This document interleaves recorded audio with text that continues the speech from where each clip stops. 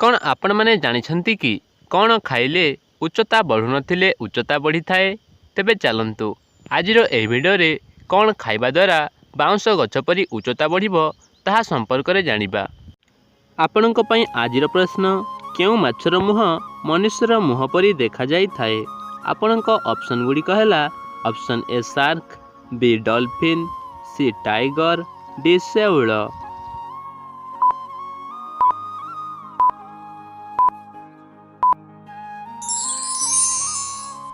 ଆପଣଙ୍କ ସମୟଟି ସମାପ୍ତ ହୋଇସାରିଛି।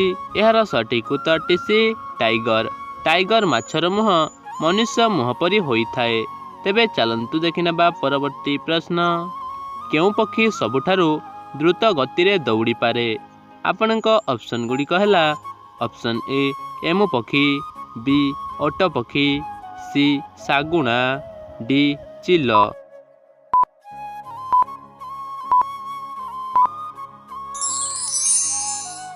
ପୁଣି ଥରେ ସମୟଟି ସମାପ୍ତ ହୋଇସାରିଛି।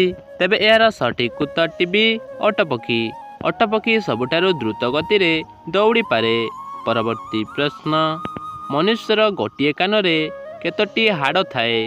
ଆପଣଙ୍କ ଅପସନ୍ ଗୁଡ଼ିକ ହେଲା ଅପସନ୍ ଏ ଗୋଟିଏ, ବି ଦୁଇଟି, ସି ତିନୋଟି, ଡି ଚାରୋଟି।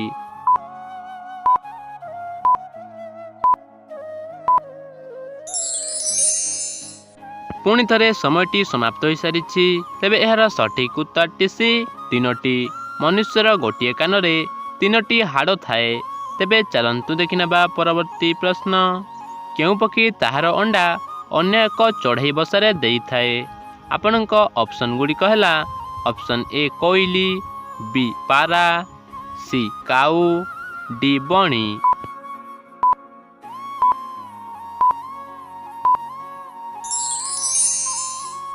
ସମୟଟି ସମାପ୍ତ ହୋଇସାରିଛି। ତେବେ ଏହାର ସଠିକ୍ ଉତ୍ତରଟି ଏ କୋଇଲି।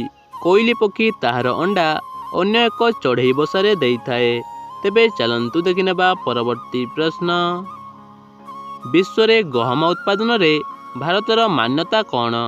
ଆପଣଙ୍କ ଅପସନ୍ ଗୁଡ଼ିକ ହେଲା ଅପସନ୍ ଏ ଚତୁର୍ଥ, ବି ପ୍ରଥମ, ସି ଦ୍ୱିତୀୟ, ଡି ତୃତୀୟ।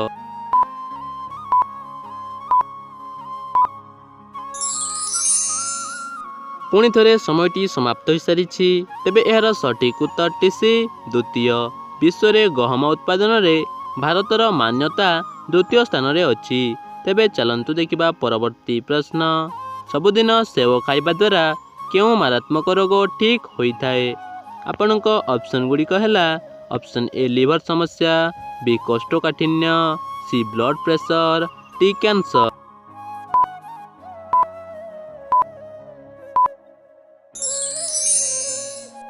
ସମୟଟି ସମାପ୍ତ ହୋଇସାରିଛି। ତେବେ ଏହାର ସଠିକ୍ ଉତ୍ତରଟି ସି ବ୍ଲଡ଼ ପ୍ରେସର। ସବୁଦିନ ସେଓ ଖାଇବା ଦ୍ୱାରା ବ୍ଲଡ଼ ପ୍ରେସର ଭଳି ମାରାତ୍ମକ ରୋଗ ଠିକ୍ ହୋଇଥାଏ। ପରବର୍ତ୍ତୀ ପ୍ରଶ୍ନ, ବିଶ୍ୱର କେଉଁ ଦେଶ ସର୍ବପ୍ରଥମେ ଦୂରବୀକ୍ଷଣ ଯନ୍ତ୍ରର ଆବିଷ୍କାର କରିଥିଲା? ଆପଣଙ୍କ ଅପସନ୍ ଗୁଡ଼ିକ ହେଲା ଅପସନ୍ ଏ ବାଂଲାଦେଶ, ବି ଚୀନ, ସି ନେଦରଲ୍ୟାଣ୍ଡ, ଡି ଆମେରିକା।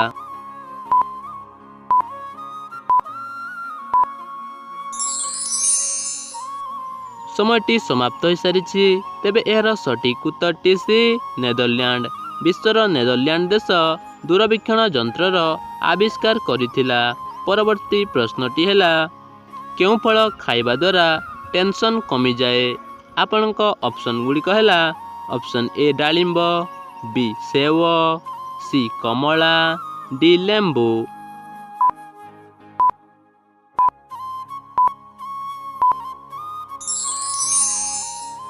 ପୁଣି ଥରେ ସମୟଟି ସମାପ୍ତ ହୋଇସାରିଛି।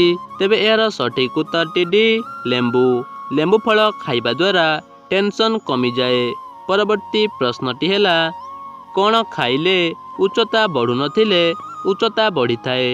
ଆପଣଙ୍କ ଅପସନ୍ ଗୁଡ଼ିକ ହେଲା ଅପସନ୍ ଏ ମଦ, ବି ଅଣ୍ଡା, ସି ଦହି, ଡି ମାଛ।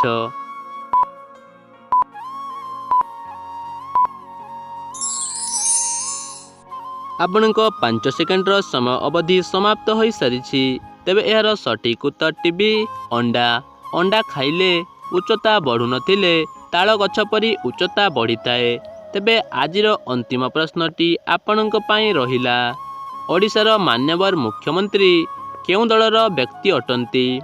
ଆପଣଙ୍କ ଅପସନ୍ ଗୁଡ଼ିକ ହେଲା ଅପସନ୍ ଏ ବିଜେପି, ବି BJD, C Congress, D Akali ଦଳ।